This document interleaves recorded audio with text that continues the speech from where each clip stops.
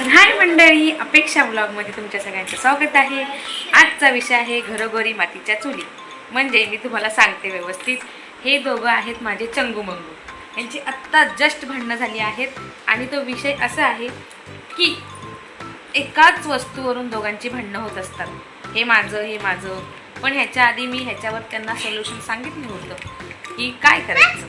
काय एक minute, solution काय सांगितलं होतं तुम्हाला? जो पहिला घेणार वस्तू त्यालाच खेळून द्यायचं, एखादं झालं की खेळून त्याला दुसऱ्याला द्यायचं खेळायला. हां, म्हणजे ज्याला पहिली कुठली वस्तू भेटेल या दोघांपैकी एकाला, तर त्याला ज्याला भेटेल त्याने त्या थोड्या वेळ ती वस्तू घेऊन खेळायचं. असं बोलायचं नाही की हे माझं आहे. पहिलं थोड्या वेळ खेळायचं, नंतर दुसरा जण खेळणार. पण ही जी 2 नंबरची मुलं आहेत ती ऐकत नाहीत. सॅक्रिफाईस ह्यांना करावं लागतं. हे शेवटी ह्यांचा भोंगा, ह्यांचं रडगाणं चालू झालं की ह्यांनाच आम्हाला बोलायला लागतं की जाऊ दे बाळा, थोडा वेळ तिला दे.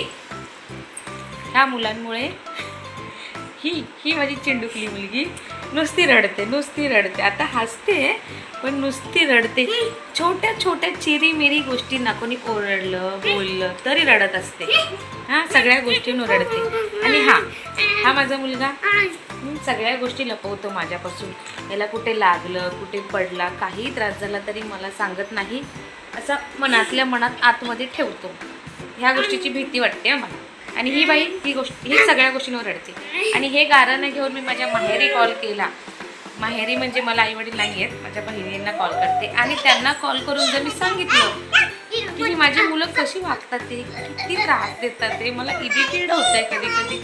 आणि त्यांना सांगितल्यानंतर तिकडून रिस्पॉन्स काय येतो की बाई तू लहानपणी कशी वागत होती तुला माहिती आहे का, तू किती त्रास दिले आम्हाला बाई, तू किती वैताग द्यायचीस आम्हाला, तू अशीच होती, तुझ्यात काही फरक नव्हता, तू अशीच रडायची, असाच त्रास द्यायची, अशीच खोटं बोलायची, अशीच सारखी रडायचे. आणि पुढे काय मग आपण बोलू शकतो का? असं आपल्याबद्दलच ऐकायला भेटलं. म्हणजे जसे जेनेटिक गोष्टी असतात आजार नावाच्या, तसे जेनेटिक गुण पण उतरलेले आहेत यांच्यामध्ये. मग मी काही करू शकत नाही. कधी तर बहिणींना सांगायला लागले ना मी, की बहिणी बोलतात बाई तुला बाथरूमला जाताना पण एक माणूस लागायचा, बाथरूमला पण, रात्री झोपल्यावर पण माझ्याकडे तोंड करून माझ्याकडे फिर, असं करून आम्हाला छळायचीस. हे सगळे गुण माझ्या ह्या चंगूमंगूंमध्ये आहे. मग आपल्याला वाटतं आपली मुलं खूप त्रास देतात, खूप वैताग देतात, पण तसं नाही आहे. आपलेच गुणधर्म त्यांच्यात असतात आणि सेम टू सेम आपल्याला तो त्रास भेटतो. आणि हे सगळं गाराने तुम्ही माहेरी सांगायला गेला तुमच्या मम्मी पप्पांना, मोठ्या बहिणींना, तिकडून हे ऐकायला येणार की बाई तू अशीच होती लहानपणी, तू पण अशीच करायची, तू तर ह्याच्यापेक्षा जास्त त्रास दिलाय.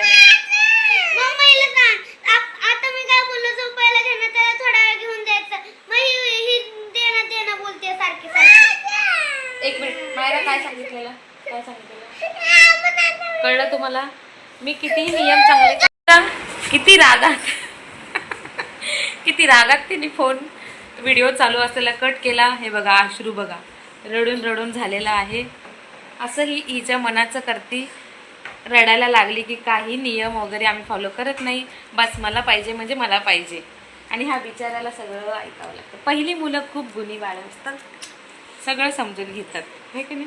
आणि दुसरी लगेच रुसतात, तर ही आहे घरोघरी चुलीची गोष्ट. म्हणजे प्रत्येकाच्या घरी हे होतच असणार आहे. ती बघा आता तिथे रडत आहे, तिला तर मी समजवेल, थोडंसं समजवलं की समजते, कारण की मुलगी आहे ती. मुली पटकन गोष्टी समजतात, तेवढ्याच रुचक्या पण असतात, हे का नाही मायरा?